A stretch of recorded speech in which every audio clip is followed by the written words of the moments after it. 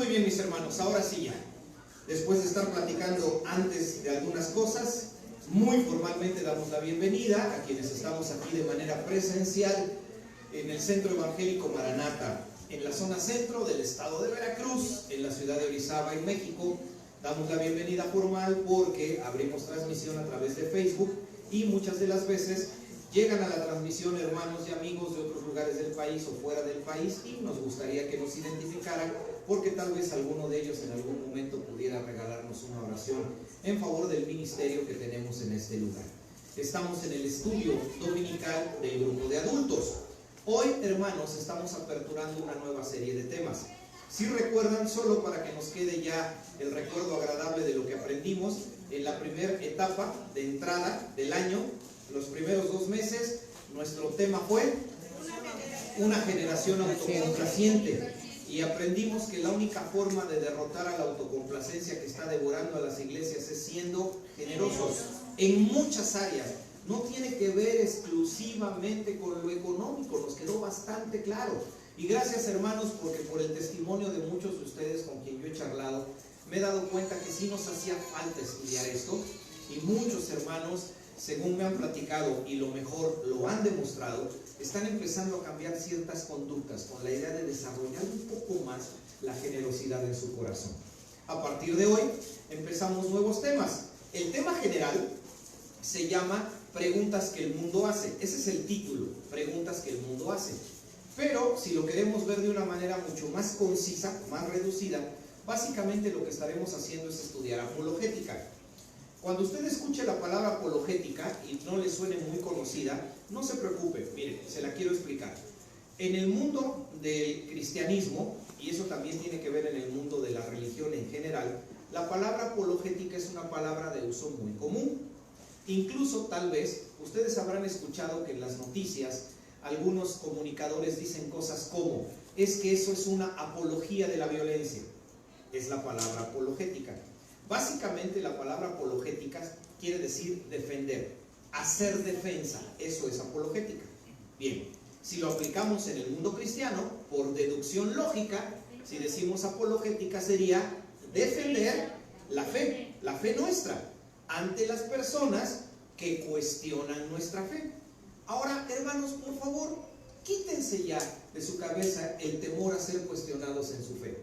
Alguna vez alguien dijo esta frase, me encanta. Alguien dijo, hay más fe en una duda razonada que en todas las religiones. Repásenla, está profunda pero interesante. Hay más fe en una duda razonada que en todas las religiones. Quien escribió esta frase, ¿qué es lo que quiso decir? Que hay personas que quieren creer, pero ¿qué quieren? Que les despejemos sus dudas, para realmente tener confianza que el sitio donde van a depositar su fe es confiable. Entonces, hermanos, vamos a hacer apologética. Defendamos nuestra fe. Ahora, cuando se defiende la fe, hacerlo en el contexto cristiano no es tan complicado. Porque, aunque pensemos distinto, pero todos los cristianos usamos la Biblia, ¿no es verdad? Sí. ¿Las iglesias reunidas en el nombre del Señor Jesucristo usamos la Biblia? Sí. ¿Las iglesias reunidas en el nombre de Cristo que se identifican con el nombre denominacional de pentecostales usan la Biblia? Sí. Sí, casi no, pero la usan, ¿no? ¿Las que se identifican como bautistas? Claro. ¿Los presbiterianos? Claro. ¿Los que se identifican con el nombre denominacional de nazarenos? Claro, también usan la Biblia. No es tan complicado hacer apologética dentro del mundo cristiano, porque todos usamos el mismo fundamento escritural.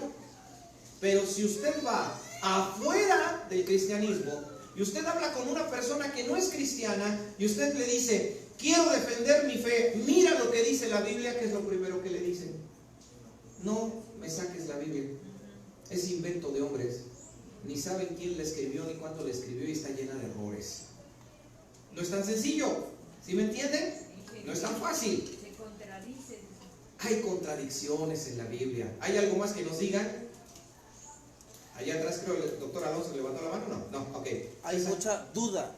Sí, tienen muchas dudas la gente, ¿no? La duda de decir, pero es que eso es verdad. ¿Quién la escribió?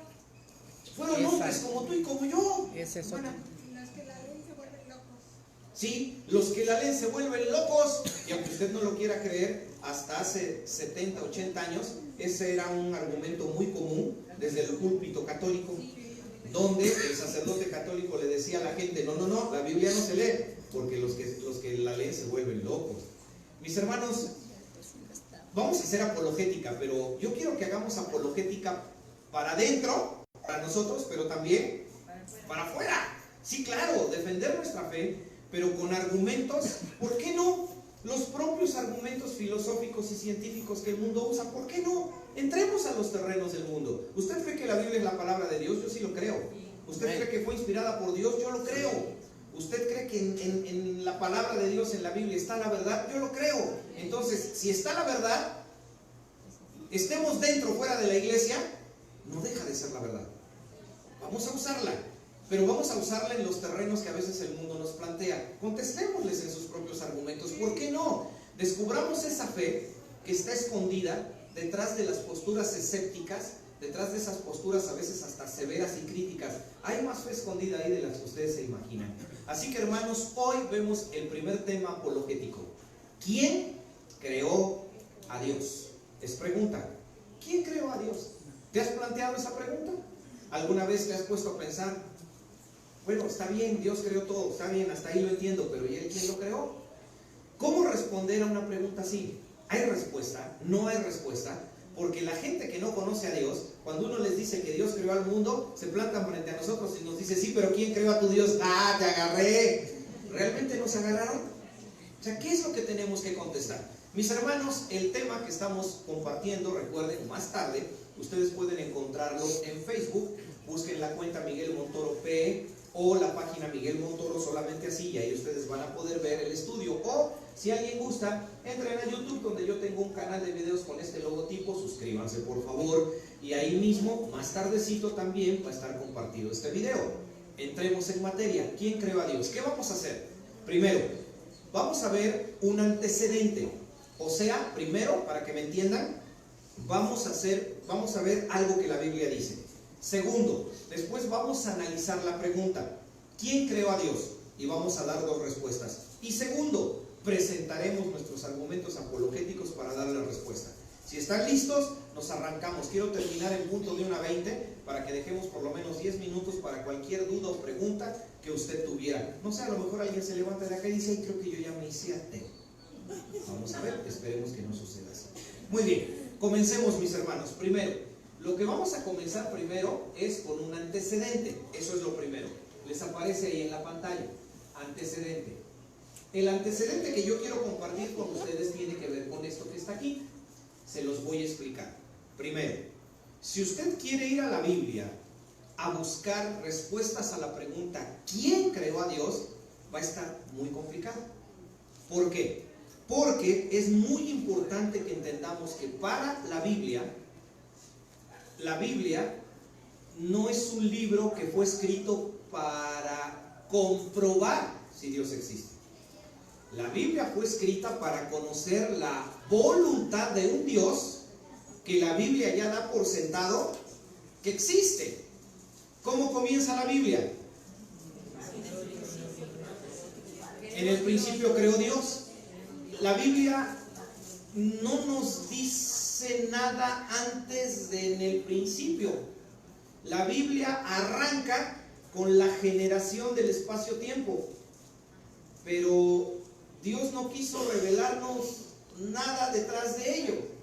La Biblia simplemente da por sentado, Dios ahí está y existe. Entonces, si usted dice, yo voy a ir a la Biblia a buscar pruebas de que Dios, a Dios quién lo creó, va a estar un poco complicado. Porque recuerden, la Biblia no fue inspirada para que demostremos la existencia de Dios. La Biblia fue inspirada para conocer la voluntad de un Dios que desde el principio existe. Nada más es un antecedente para que lo tengamos como información útil. Ahora sí, ya vamos al análisis del argumento, al análisis de esa cuestión. ¿Quién creó a Dios? Hasta aquí, mis hermanos, son 3 partes del tema. En cada parte me detengo por si va surgiendo alguna duda y que no se quede al final. No sé si a ustedes les pase, pero a mí me sucede que si no digo mi pregunta en el momento, se me olvida. Dicen que la zanahoria es buena para la memoria, pues a mí ni en forma de jugo me ha servido. Entonces, mis hermanos, por eso es que yo hago estas paradas en el camino. Hasta aquí, con este primer antecedente. Hermano Martín. Como parte de la introducción es un tema bastante amplio, Sí, ¿cómo no? que ha llegado hasta nivel universitario. Muy amplio el tema. Y eso ha hecho que existan dos posturas muy claras, creacionismo y evolucionismo. Así es un tema amplísimo. Hasta aquí vamos bien con el antecedente. Perfecto. Ahora sí, mis hermanos, vamos al análisis. Lo primero que hay que decir es que cuando se nos plantea la pregunta, ¿quién creó a Dios? Tenemos que entender algo bien claro. Es una pregunta, voy a utilizar esta palabra, mal hecha. Se los explico. La pregunta ¿quién creó a Dios? Es una forma muy común de atacar a la fe cristiana, pero atacarla de una manera equivocada, porque en el mundo de la filosofía es lo que se conoce como un pensamiento circular.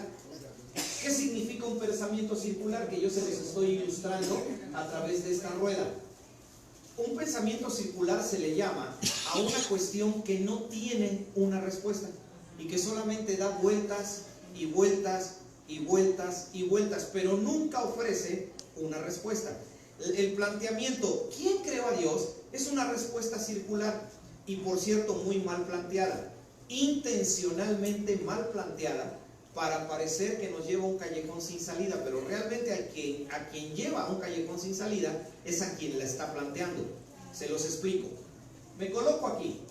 ¿Quién creó a Dios? Supongamos por favor que encontramos la respuesta final, la respuesta absoluta, y logramos encontrar ya la respuesta de quién creó a Dios. Pero ahora viene un problema. Si ya encontramos quién creó a Dios, ahora ¿quién creó al creador de Dios? Y ahora ¿quién creó al creador del creador de Dios? Y después ¿quién creó al creador del creador del creador de Dios?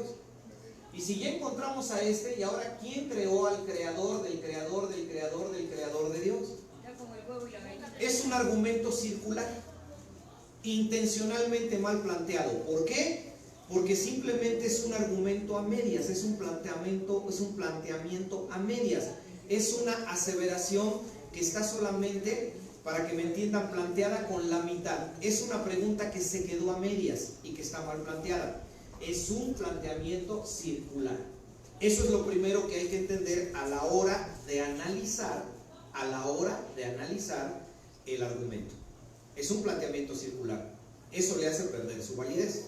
Pero por lo menos este planteamiento circular, por lo menos, nos puede llevar a algo que nos empiece a dar cierta luz para dar respuesta. ¿Y qué es ese algo? Bien simple. Vamos a suponer que encontrásemos al creador del creador del creador del creador del creador. Supongamos. Y lo logramos encontrar. Perfecto. Al encontrarlo, la pregunta nos deja bien claro algo. Que cuando encontramos al creador, ese creador, por su naturaleza de ser quien genera todo, tiene que estar por encima de aquello que él crea. ¿Quieren verlo en términos sencillos? Veámoslo de una manera bien fácil. Nosotros en este momento nos estamos comunicando utilizando tecnología. Este aparatito que yo estoy tocando, sí, lo conocemos como micrófono, pero en la electrónica no se conoce como micrófono. En la electrónica es conocido como un transductor. ¿Qué es un transductor? No es otra cosa más que un aparato que recibe una señal y lo convierte en otro tipo de señal. Eso es todo. Eso es un transductor. Ya, no hay que buscarle mucha ciencia.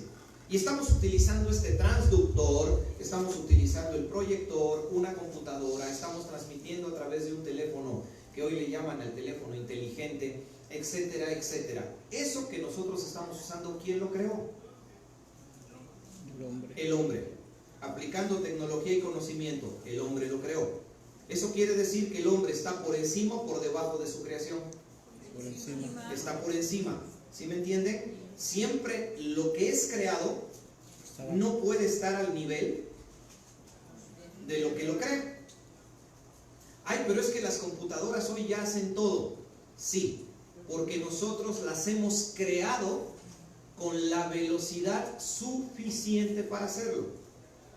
No vaya usted a pensar que el teléfono, porque le llaman inteligente, posee lo que es inteligencia para un ser racional. No.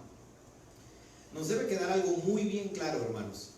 Cuando algo es creado, somos nosotros los que determinamos las cualidades que ese algo va a tener, porque nosotros somos su creador. Entonces, si lográsemos encontrar al creador final, tendríamos que llegar más tarde o más temprano a una conclusión, que ese gran creador final tendría que estar arriba de lo creado, ¿sí? Por lo menos la pregunta sí nos aporta algo útil, ¿no? Que si encontramos al creador de todo, representado por estos planetitas, pues siempre habrá un creador que está por encima de lo creado. Si hay algo que es valioso, ¿no? Si hay algo que es valioso. Ahora, ¿qué les parece si ahora planteamos la pregunta de regreso? Y yo se los pongo con esta flecha. Vamos a plantear la pregunta de regreso. Alguien se acerca contigo y te dice, oye, ¿quién creó a Dios? Regréseselo. ¿A ti quién te creó? ¿Qué les va a contestar la persona? Dios. No, claro que no. La persona está cuestionando tu fe. Si él te dice, ¿quién creó a Dios? Y tú le dices, mira, yo te voy a contestar si tú me preguntas, si me dejas hacerte una pregunta. ¿A ti quién te creó? La persona seguramente les dirá, mi papá y mi mamá, un esperma y un óvulo, las leyes físicas, las leyes biológicas, el universo. Me quedo con la última, puede ser cualquiera. Entonces tú le dices a la persona, ¿y a ti quién te creó? El universo. ¿Y quién creó al universo que te creó?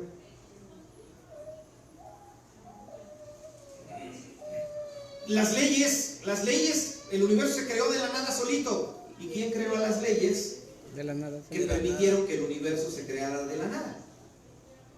Hay un detalle bien curioso, y esto no es broma, es completamente cierto. En la escuela más famosa de este planeta, en la Universidad de Harvard, espero pronunciarlo bien, que hace algunos años se fusionó con otra de las universidades más importantes, con lo que se volvieron una mega universidad, con el Instituto Smithsoniano. Bueno, esta Universidad de Harvard obviamente es considerada como la mejor del mundo, lo mejor de lo mejor. Esta anécdota es real. En un salón de clases donde imparte cátedra un astrofísico, los que se encargan de hablarnos del origen del cosmos, la teoría de la gran explosión, cómo se generó todo, se cuenta, y si es verdad, que este astrofísico puso un letrero en la puerta de su aula que dice así: si usted cree que T es menor que 0, diríjase al departamento de filosofía. Se los explico. T es tiempo. Entonces el astrofísico lo que puso ahí es, si usted cree o está pensando en lo que sucedió antes de que el tiempo existiera, aquí no hay respuestas, mejor váyase a filosofía. ¿Sí me están entendiendo lo que quiere decir una persona de ese nivel de conocimiento humano? Que hasta donde el ser humano llega es hasta donde el tiempo empezó a existir, pero atrás de eso no hay forma de saberlo, no hay manera, no hay forma alguna, no hay forma posible. ¿Quién te creó? El universo. ¿Y quién creó al universo que te crea? Las leyes. ¿Y quién creó a las leyes? Más tarde o más temprano llegaremos, ¿no? A que hace falta algo que esté por arriba de lo que es creado. Muy bien. Eso significa que necesitamos lo que en filosofía se le llama una causa incausada. Una causa que no haya sido causada por ninguna otra. Todo efecto tiene una causa. Aquí lo que estamos buscando es la causa incausada. Aquello que origina cosas, pero que a él o a ella nada lo origina. Ese es el primer análisis sobre este argumento. Circular y muy defectuoso, pero por lo menos nos aporta algo. Que más tarde o más temprano llegaremos a la realidad de que necesitamos algo que esté por encima de lo que ha sido creado. Primer análisis del argumento. Vamos con el segundo, mis hermanos. El segundo análisis, antes de parar por segunda vez, se los quiero plantear en una imagen que va a aparecer acá. ¿Por qué está mal planteado el argumento de quién creó a Dios? Por la sencilla razón de que al preguntarnos quién creó a Dios, cometemos el error de encerrar a Dios en el análisis humano. Ponemos aquí a Dios y queremos que a Dios lo controle el tiempo, el espacio, las leyes físicas, las fuerzas del universo. Queremos que Dios sea influenciado por gravedad, la fuerza, se me fue ahorita el nombre, la fuerza, la que hay en los átomos, la fuerza electrónica fuerte, la fuerza electrónica débil, la fuerza electrónica fuerte, la ley de la gravedad, los agujeros negros. Está mal planteado el argumento, porque queremos someter a Dios como si Dios fuese afectado por esta clase de cosas, como si a Él lo afectara el tiempo, y está mal planteado, porque si entonces estamos buscando a la causa incausada, ya nos quedó claro que esa causa incausada tiene que ser superior a todo lo creado, y cuando algo está por encima de otra cosa, se utiliza el argumento trascendente. O sea, estamos buscando a la causa incausada y estamos buscando la causa trascendente, la que esté por encima de todo, por encima de todo. Ese es el análisis, mis hermanos, del argumento. Y la segunda parada del camino, ¿sí le entendimos? Es analizar lo que nos plantean a nosotros. ¿Quién creó a Dios? Y no decir, ¿qué pregunta que voy a...? Calma. Analízalo, porque en medio de esa pregunta hay varias cosas bastante defectuosas que ya se las traté de explicar para que nos haya quedado claro. Ahorita ya vamos a argumentar, ahora ya va la vuelta, lo que tenemos que contestar. Pero hasta aquí, mis hermanos, ¿alguna pregunta, observación, algo que quieran agregar? Con todo gusto, es bienvenido. ¿Seguros?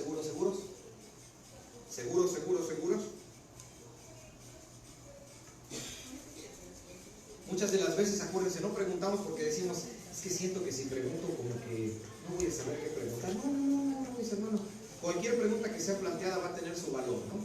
Y es importante. Entonces, algo, si no, ya vamos a argumentar. Hermano César, es como en el catolicismo cuando preguntaba yo quién es la mamá de Dios. Ahí es donde siempre está uno cuestionando algo que es más todavía, que siempre ha sido más. ¿Quién creó a Dios? De lo que lo ha creado, ¿no? Sí, y podemos seguir hacia atrás. ¿Quién creó a Dios? ¿Quién es la mamá de Dios? ¿Y quién es la mamá de Dios? Más tarde o más temprano regresamos a lo mismo. Necesitamos una causa incausada, una causa trascendente. ¿Sí? Más tarde o más temprano. Entonces, ¿vamos bien, hermanos? Vamos a la argumentación. Perfecto. Argumentación. Dos cosas de muchas. Solamente estoy hablando de las que competen a esta pregunta. ¿Quién creó a Dios? Dos cosas. La ciencia nos ha demostrado. No son teorías, son leyes. En las escuelas a nuestros hijos les enseñan sobre la evolución o sobre la creación. Evolución. Sin embargo, los maestros tienen que ser lo suficientemente honestos, espero que lo estén siendo con sus hijos, y les tienen que decir a sus hijos, vamos a estudiar la teoría de la evolución. Pregúntenle a sus hijos y así es como les dicen los maestros. Vamos a analizar la teoría de la evolución.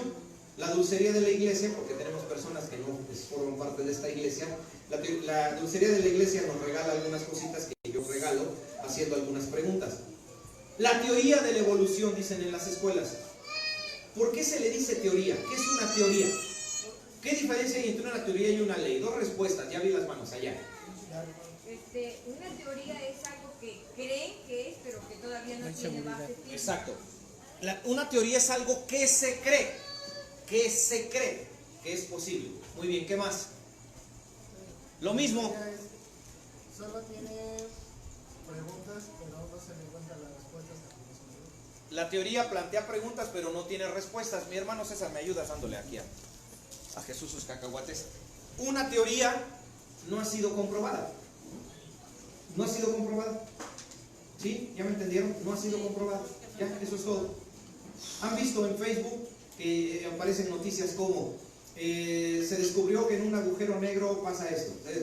Lean con calma los artículos. Son teorías.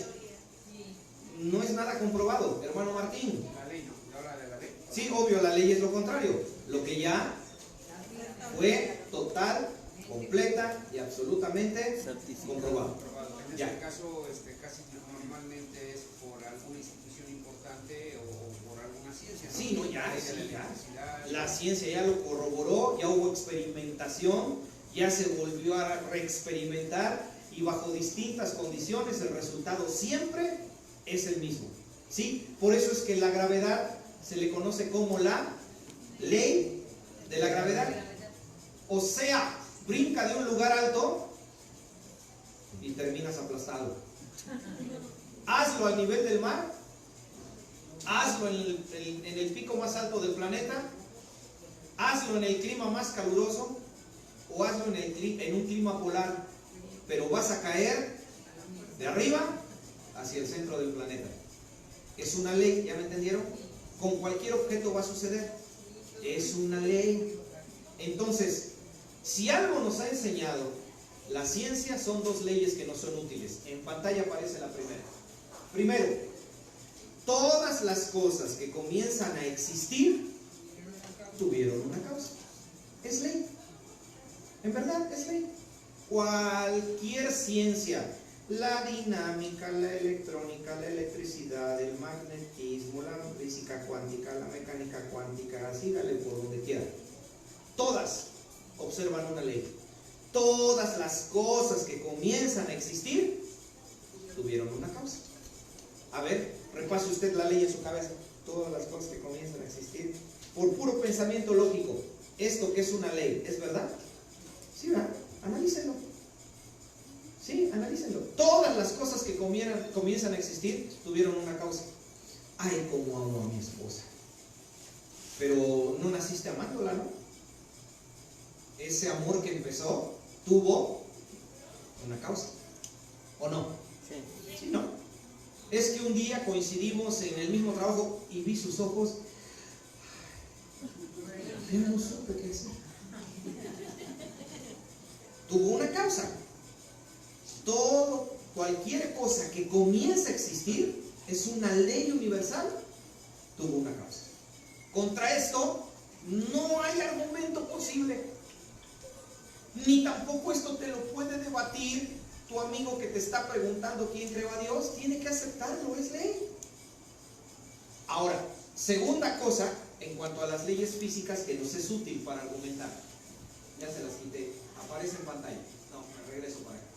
Segunda, todo lo que nosotros llamamos universo tuvo un inicio. Y eso es ley. Sí, que hay distintas teorías, por supuesto, pero es ley. Hasta este momento, la teoría, la que más, por favor, y que nos quede bien claro, la que más ni siquiera se acerca, pero la que por lo menos ha respondido la mayor cantidad de preguntas hasta el momento es la teoría del Big Bang, que en algún momento toda la materia estaba concentrada en un punto infinitamente denso hasta que simplemente de momento estalló, y en la primera fracción de segundo ya estaban creados los elementos químicos. Sí. ¿Qué lo hizo explotar? ¿A qué velocidad? No. ¿Quién puso ahí? No, eso ya es otra cosa. Pero por lo menos recuerden al astrofísico de la Universidad de Harvard. Si estás pensando en un tiempo antes del inicio, mejor vete a filosofía, ¿no? Él mismo reconoce que ahí no hay respuestas. Entonces, pero sí es una ley, que el universo, como tú y yo lo conocemos, tuvo un inicio. Si quieres usa la teoría del Big Bang, pero claro, no es la única. Es más, incluso ya empiezan a surgir ahorita con mucha fuerza otras teorías que están sustituyendo a la teoría del Big Bang y que están empezando a demostrar que lo que nos dijeron por 30 años que era cierto, pero que a ti se te olvidó leer que decía teoría antes de Big Bang, nos están demostrando que sí es teoría, y empiezan a cuestionarla porque dicen no hay fundamentos fuertes que la puedan sostener. Perfecto, no hay problema, borramos la teoría del Big Bang, que llegue otra, no importa, pero al final todas van a llegar a una ley. El universo tuvo un inicio. Un creador. Entonces ya tenemos dos argumentaciones científicas. Todo lo que tiene un inicio requiere una causa. Todo lo que llamamos universo tuvo un inicio. Y si todo lo que comienza a existir tuvo una causa, entonces todo lo creado tuvo. Tenemos que etiquetar como única. Nunca Sí. más ha vuelto a existir algo así. Claro, el hermano Martín aporta una característica de la causa incausada. Debe de ser única. Yo les planteo 4 añadidas a esa. La primera, la causa encausada tiene que ser, ¿por qué? ¿Por qué eterna? Porque ya tenía que estar existiendo antes de que existiera el tiempo. ¿Ustedes creen que el tiempo ha sido eterno? No. Hoy agradezcámoselo a Albert Einstein. Sí, muchos son con la idea de que Albert Einstein era cristiano. No, calma.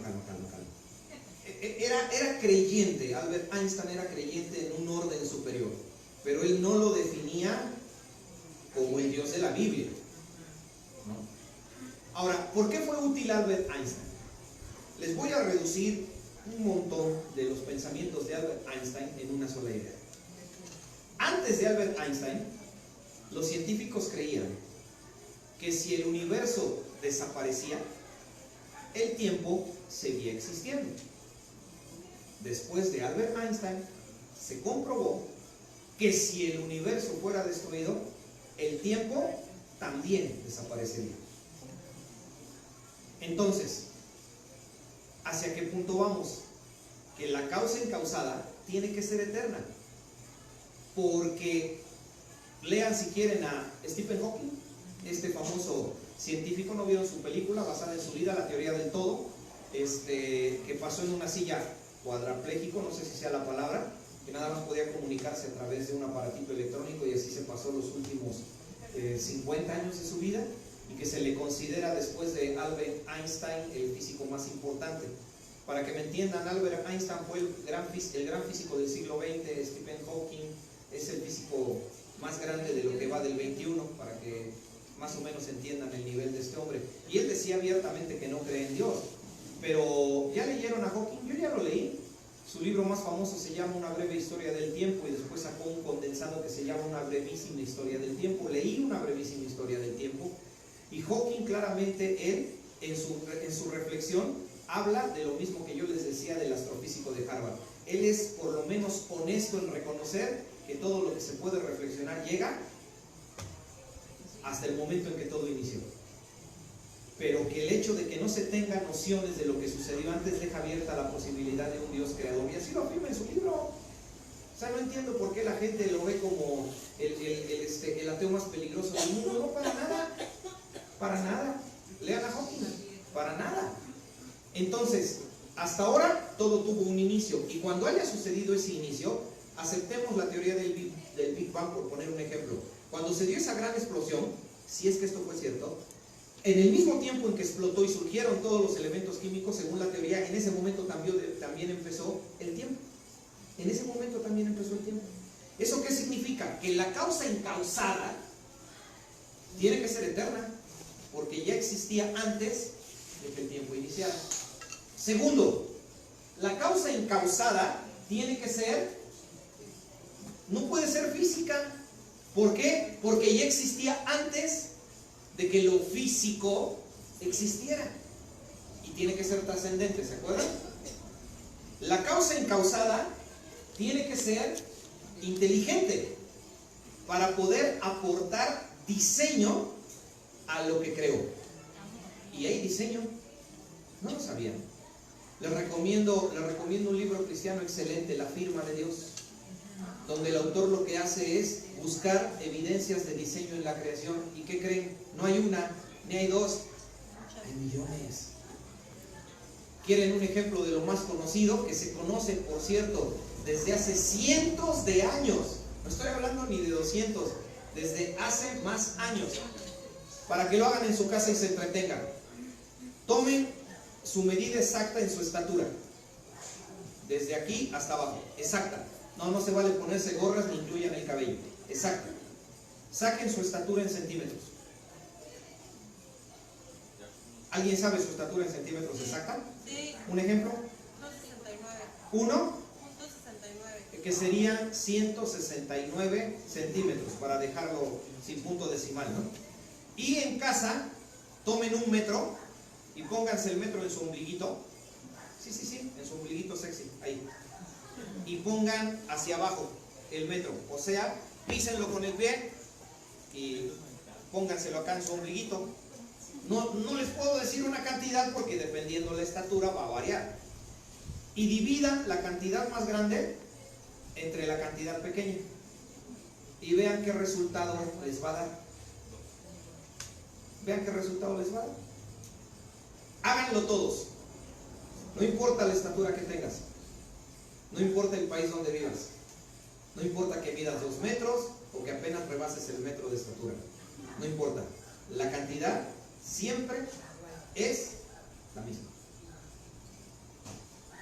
Y si te sorprende, ahora mide desde tu hombro, desde la coyuntura de tu hombro hasta la punta de tus dedos en centímetros. Y después mide desde donde está la coyuntura del codo hasta la punta de tus dedos y divide la cantidad grande entre la cantidad pequeña. Y el resultado que te va a dar es el mismo que te dio haciendo la división de tu estatura entre la distancia del ombligo hasta tu pie. ¿Te parece extraño? Después mide desde donde inicia la coyuntura de tu mano hasta el punto más alto del dedo más alto. Si hay algunos que les creció mal, váyanse al más alto. Y después midan desde donde empiezan los dedos hacia acá. ¿Saben qué les va a dar? Lo mismo. Y si después miden el dedo y después ahora lo hacen con el primer falange, el resultado les va a dar exactamente la misma cantidad. Y si esa cantidad que a ustedes le da, la multiplica por 2, encuentra usted uno de los números más trascendentes en toda la geometría del universo, el número pi, que es 3.1416. Aunque siendo sinceros, hay un error ahí matemático que ya no hay, creo que haya forma de borrarlo, pero ya acostumbrémonos, ¿no? Porque realmente el 3.1416 no es el número pi. Correctamente dicho es phi, con F. Phi. Y el número pi a la mitad, que es el que yo les dije, ese sí es el número pi. Pero bueno, ya para que cambiemos eso va a estar medio difícil. Mis hermanos, y si ustedes dirían, exacto, que tiene que ver con las circunferencias, ese numerito de la división de la distancia grande entre la pequeña es lo que desde hace como 500 años se conoce como la proporción áurea o el número dorado. Incluso algunos le llaman la razón divina, o sea, una de las mayores razones de diseño que hay en el universo. Uno de los pintores y pensadores y científicos más famosos de la historia se impactó tanto que él lo que hizo fue hacer un dibujo donde representó con esas mismas medidas a un hombre para que viéramos la perfección de esas medidas y del diseño del cuerpo humano. Seguramente han visto su dibujo. Leonardo da Vinci dibujó al hombre del Vitruvio, una figura famosa donde se ve un hombre desnudo así, rodeado por un círculo de donde salen rayos hacia el centro. Esa imagen se llama el hombre del Vitruvio. Y Leonardo da Vinci la dibujó cuando él se sorprendió al descubrir la perfección de la proporción áurea. Y si usted dice, hermano, pero pues es casualidad. No es casualidad. ¿Sabía usted que en el mundo el número es 1.68, el número que andamos buscando? ¿Sabía usted que en el mundo no se sabe por qué siempre en los panales de abejas hay 1.68 más abejas hembras que abejas machos? ¿Sabía usted que el embarazo del cuerpo humano, siempre su gestación se va dando en múltiplos de 1.68? ¿Sabía usted que si toma una concha de mar que va creciendo cada vez en su rueda, cada vez que damos la vuelta, la concha, la circunferencia crece 1.68? ¿Sabía usted que si se acerca usted a un girasol, la proporción en la que van creciendo las semillas hacia afuera es 1.68? ¿Sí me van entendiendo hacia dónde queremos llegar? Sí. Tiene que ser inteligente la causa incausada. Tiene que serlo. Y además de ello, la causa incausada tiene que tener voluntad, porque en algún momento debió haber tenido la decisión de crear esto que estamos viendo. Mis hermanos, analicen lo que está ahí, las 4 cosas, más otras que ustedes quisieran aportar. Ya el hermano Martín aportó una. La causa incausada tiene que ser única, no puede haber otra como ella. Esa causa incausada única debe ser eterna, debe ser espiritual, debe ser inteligente y debe tener voluntad. Obsérvenlo otra vez y agreguen lo que su mente les dé. Es el Dios de la Biblia. Es el Dios de la Biblia. Eso nos dice Lucas, eso nos dice Juan, eso nos dice Primera de Timoteo y eso nos dice Génesis 1:26. Es el Dios de la Biblia. Entonces, ¿qué tenemos que responder? ¿Quién creó a Dios? La respuesta correcta es: nadie creó a Dios, porque Él es la causa incausada, la causa que generó todo. Pero permíteme, te voy a explicar por qué, y ahí es a donde presentamos argumentación. Mis hermanos, hay más fe en una duda razonada que en todas las religiones. Es muy importante que fortalezcamos nuestra fe. Usted comete un error pensando: esto de los asuntos del cristianismo nada más tienen que ver con lo que se hace aquí en estas cuatro paredes de lo que llamamos templo, y fuera de esto no aplica. No, para nada. Si estamos hablando de la causa incausada, esto aplica a todo el mundo y, lo que es más, a todo el universo. Entonces es muy importante tener argumentos, porque no solamente podemos dar respuestas, sino que también fortalecemos nuestra propia fe. Yo quiero despedirme con un argumento, pero tal como prometí, son 1:20. Quiero dejar 10 minutos por si hay comentarios, preguntas, opiniones, quieren añadir algo, otro versículo de la Biblia que hayan recordado, etcétera, etcétera. Mis hermanos, con toda confianza. Hermano César. La respuesta también es cuando Jesús dice: no soy el alfa y el omega, el principio. Cuando Jesús dijo: yo soy el alfa y el omega, principio y fin. Y ya en la respuesta si ya se mete uno más profundamente, necesitas estar bien centrado en lo que estás leyendo y en lo que estás viendo. Sí, claro. Porque no puedes leer y mostrar lo contrario en tu pensamiento. Tiene que ser un pensamiento firme. No debe de ser un pensamiento variado. Sí, claro. Tiene que estar en el punto que dice usted, porque el punto del pi y de hay un centro. Sí. Y el centro es Dios, y caemos otra vez a lo mismo. Exacto, pero usemos la razón, ¿no? Pablo dijo en Romanos: les ruego por las misericordias de Dios que presenten su cuerpo en sacrificio vivo, santo, agradable a Dios, que sea vuestro culto racional.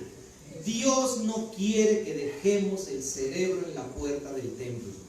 Hay que usarlo, para eso nos lo dio Dios. Y hay que usarlo para razonar correctamente las cosas y no dejarnos convencer por una pregunta incompleta y mal planteada, que según las personas pone en duda nuestra fe, cuando en realidad lo único que hacen es fortalecerla más. Solo que hay que tener la información conveniente. Es el propósito de estos temas, mis hermanos. Espero que esté sirviendo para que si empecemos a sacudirnos un poquito las neuronas y que trabajen para que eso nos convenza de que realmente estamos en la verdad. Porque no es cualquier cosa que Jesús haya dicho: yo soy el alfa y el omega. Un escritor cristiano muy famoso todavía vive el hermano, pero muy conocido más por lo que él escribió el siglo pasado, Josh McDowell, en su libro más conocido creo de él, que se llama Evidencia que existe un veredicto. Josh McDowell, él escribió, y se lo concedo: o realmente Jesús era Dios o merece un Oscar. Sí, o sea, porque con las cosas que dice no hay otra opción, ¿eh? O es Dios creador o se aventó la mejor actuación de la historia, y todo parece ser que sí es lo que dijo ser, ¿no? Hermano Martín, ¿más aportaciones? Sí, que de hecho pues nunca ha sido un campo mío, porque eso fue lo que yo no estudié, pero recomendarles a los hermanos que se involucren en lo que es lo científico, ¿no? Es fascinante el mundo de la ciencia, sí. Fascinante cómo nos presenta todas las cosas, cómo nos refuerza todas las cosas, ¿no? Y que todavía es más fascinante que después de todo eso esté Dios, ¿no? Claro. Hay por ahí una frase que dice que cada puerta que abre la ciencia, atrás está Dios, ¿no? Eso es todavía lo que lo hace más fascinante. Entonces, cultivarse en la ciencia es increíble, y después saber que Dios está por encima de todo eso que ya nos cautivó. Sí, por supuesto, ¿no? Sí, voy con el hermano Alonso. Un científico escribió una frase, y por cierto, ¿no? Muy famoso el científico por su postura completamente en contra, ¿no? Del Dios de la Biblia. Un científico escribió, estoy parafraseando, él dijo: Es curioso cómo los científicos se someten a su disciplina con tal de obtener resultados y por años se esfuerzan para subir la montaña del conocimiento. Y resulta que cuando llegan ahí, desde hace siglos, está una banda de teólogos esperándolos en la punta. No sé si le entendieron, pero me gustó mucho esa frase. Hermano Alonso. Retomando lo que comentabas, pastor, de la teoría del Big Bang. De hecho, después de eso, simultáneamente, las investigaciones se centraron mucho en el famoso colisionador de hadrones. Exactamente, exacto, sí. Han llegado a esa conclusión, como así Stephen Hawking aceptó la existencia de un Dios, que le llaman la máquina de Dios. ¿Qué es lo que hace ese colisionador de hadrones? Es una máquina enorme. Una ruedota, para que me entiendan. En Suiza. Está en Suiza. En el cual cada segundo están haciendo chocar millones y millones de partículas. Exacto, La parte de ellos es descubrir qué pasó después del Big Bang. Es lo que quieren, todo el mundo quiere saber qué pasó, exacto. Si realmente sucedió o qué sucedió antes, exactamente. Sí. Y lo más fabuloso de esto, bueno, para mí, es que ya están construyendo uno más grande para tener más certeza en sus teorías y en sus investigaciones. Exactamente, sí. Y lo que ellos quieren llegar a la conclusión, lo poco que yo he leído, es que realmente se acepte a nivel científico, como decía aquí, la existencia de Dios. Así es, sí, exacto. Gracias a esa clase de investigaciones, no hace mucho tiempo, se descubrió una partícula subatómica, el bosón de Higgs, al que le empezaron a llamar la partícula de Dios. Ahora, ¿por qué le llaman así? Porque parece ser que es el bosón de Higgs lo que produce materia. Pero otra vez, lo mismo, solo se llega hasta T igual a 0. Porque para atrás, ahora la pregunta es, ¿y quién creó el bosón de Higgs? O sea, siempre, ¿ya me entendieron? Porque siempre se llega a la conclusión de que tiene que haber una causa incausada. Muy bien, ¿qué más? Todavía nos queda tiempo. Nos tocaron la campana, pero no, faltan como 6 minutos. Al pensar en eterna, espiritual, inteligente, yo le pondré ahí un motivo, un objetivo. Tiene que tener motivo. ¿Cuál es ese motivo, ese objetivo? Nosotros. Exacto. Sí. Disfrutar de todas esas cosas que la causa incausada, creo, que simplemente el propósito de esa causa incausada fue llegar a nosotros. ¿Sí? Muy bien, mis hermanos, y se ponen mejores los temas, dentro de 8 días ¿se puede demostrar la existencia de Dios? Y también vienen otras preguntas. ¿Dios creó el mal? ¿Y por qué no Dios simplemente destruye el mal? Muy bien, va a estar bueno, espero que no dejen de venir. ¿Qué más? Doña Carmen. Una de las preguntas que a mí me asalta entre todo esto Sí. es por qué siendo un Dios tan magnificente, Ujú. tan perfecto, Sí.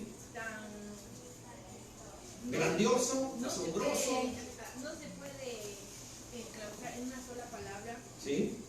¿Por qué tuvo que permitir que su hijo muriera? No Ah, hubiera hecho otro plan. Sí. ¿No había otra manera de salvar al hombre? No, también la vamos a tratar de responder. Sí, claro. Son preguntas y hay que razonarlas, mis hermanos. Si no hay otra aportación, cerramos. ¿No? Entonces, cierro. ¿Por qué entonces muchas personas se levantan y dicen, es que eso no es cierto, eso no es verdad, Dios no existe? ¿Saben la realidad? Y miren, se los voy a decir tal cual, y si quieren, hablen con cualquier persona que se jacte de tener un poquito de conocimiento y se van a dar cuenta que aplica para cualquiera de ellos. ¿De qué estoy hablando? Bien simple. Las personas que dicen rechazar a Dios y que dicen rechazar la posibilidad de la existencia de Dios, en verdad no lo rechazan por falta de evidencia. Lo rechazan por una cuestión de carácter filosófico. O sea, no lo rechazan porque no hay evidencia. Lo rechazan simplemente porque ellos ya decidieron no creer en esa evidencia. No quieren creer en esa evidencia. Y la pregunta es, ¿por qué? Bien sencillo, y con eso concluyo. Hace rato hablábamos de los objetos. Estamos utilizando un proyector. Hay una causa incausada de ese proyector. Su causa incausada del proyector somos nosotros, los seres humanos, porque ellos fueron quienes lo crearon. Oigan, ¿y ese proyector fue creado? Ah, caray, todo lo que se crea tiene un propósito, oigan. Ese proyector fue creado con el único propósito de conectarle una señal de distintos tipos para que al final ese aparatito me convierta la señal que yo le estoy proporcionando en una proyección lumínica. Ah, caray, o sea que toda creación tiene un propósito. ¿Y saben cuál es el problema?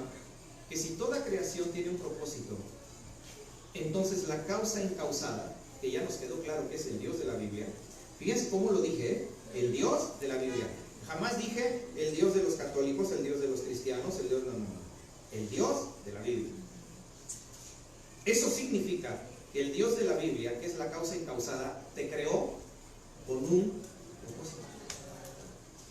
No eres una casualidad química. Existes formando parte de un plan más grandioso. Eso es muy motivador, pero también es extremadamente comprometedor.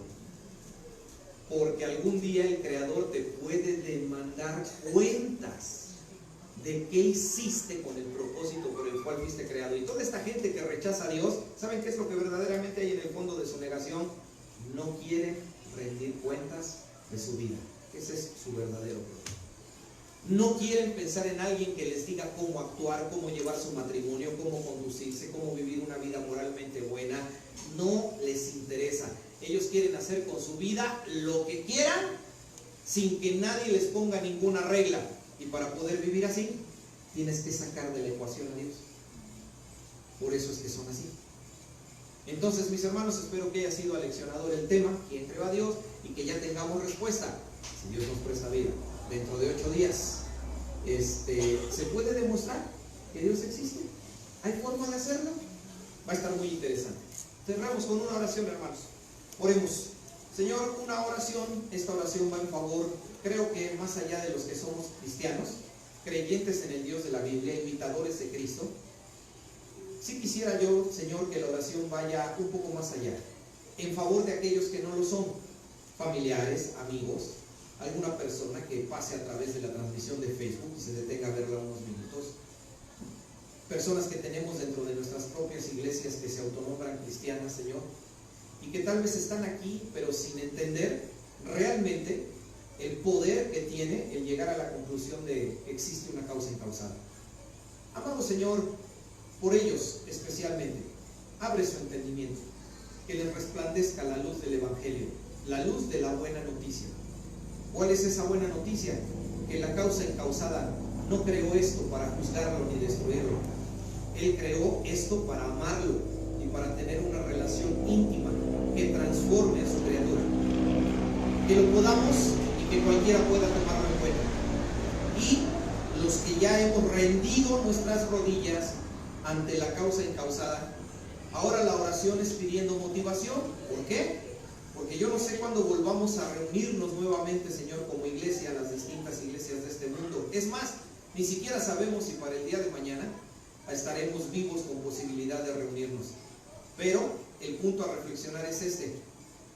Ahora que dejamos la congregación como iglesia, los que creemos en ti, también nos vamos con una responsabilidad.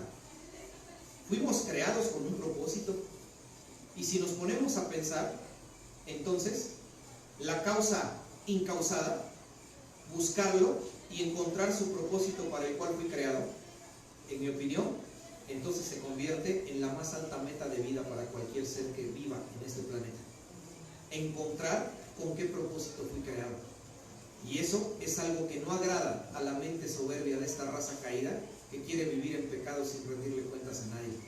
Que podamos pensar en ello, Señor, que reflexionemos. Te damos mucho las gracias por todo esto y te pedimos, pues, Señor, que con tu bendición tú puedas, Señor, darnos una semana en la cual vivamos agradándote a ti, demostrándote que al encontrarte y al vivir en obediencia a tu voluntad, por fin hemos encontrado propósito para nuestra vida. Que vivamos así, Señor. Por ello te pedimos y lo rogamos en el nombre, que es sobre todo nombre,